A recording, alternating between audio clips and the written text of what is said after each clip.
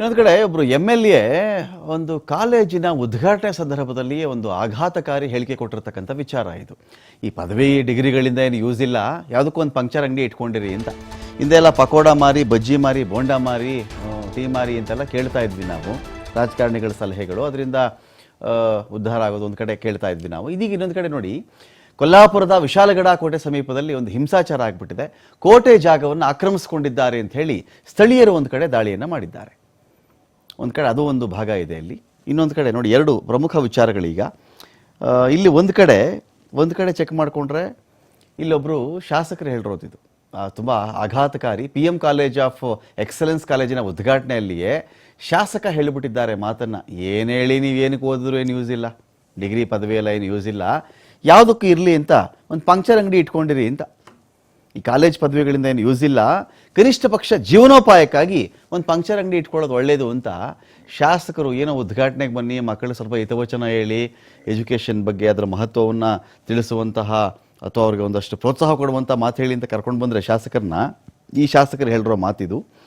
ಪನ್ನಾಲಾಲ್ ಶಾಕ್ಯ ಅಂತ ಮಧ್ಯಪ್ರದೇಶದ ಗುನಾ ಕ್ಷೇತ್ರದ ಶಾಸಕ ಇವರು, ಪನ್ನಾಲಾಲ್ ಶಾಕ್ಯ ಅಂತ ಹೇಳಿ. ನೋಡ್ತಾ ಇದ್ದಂತೆಯೇ ಇದೆಲ್ಲ ಯೂಸ್ ಇಲ್ಲ, ನೀವು ಪಂಕ್ಚರ್ ಅಂಗಡಿ ಇಟ್ಕೊಳ್ಳಿ ಅಂತ ಹೇಳಿಬಿಟ್ಟಿದ್ದಾರೆ. ಕರೆಸ್ತವ್ರ ಗತಿ ಏನಾಯ್ತಾ ಗೊತ್ತಿಲ್ಲ.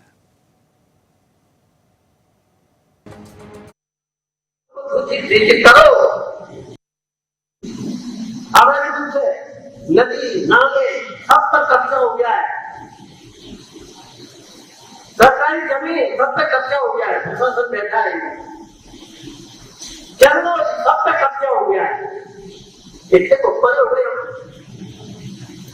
इस स्तर से हमने पर्यावरण दूषित कर दिया है।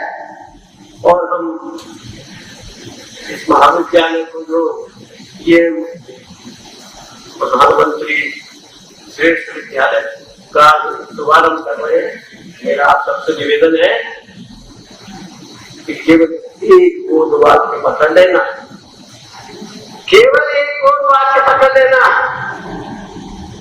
ये साहित्य की डिग्री से कुछ होने वाला नहीं है।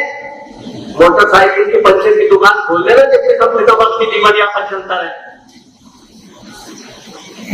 कागज की डिग्री लेने के बाद पेड़ लगाने का आप व्रत रखते हो तो हजारों पेड़ खुद लगाओ और खुद उनको सूचित करो।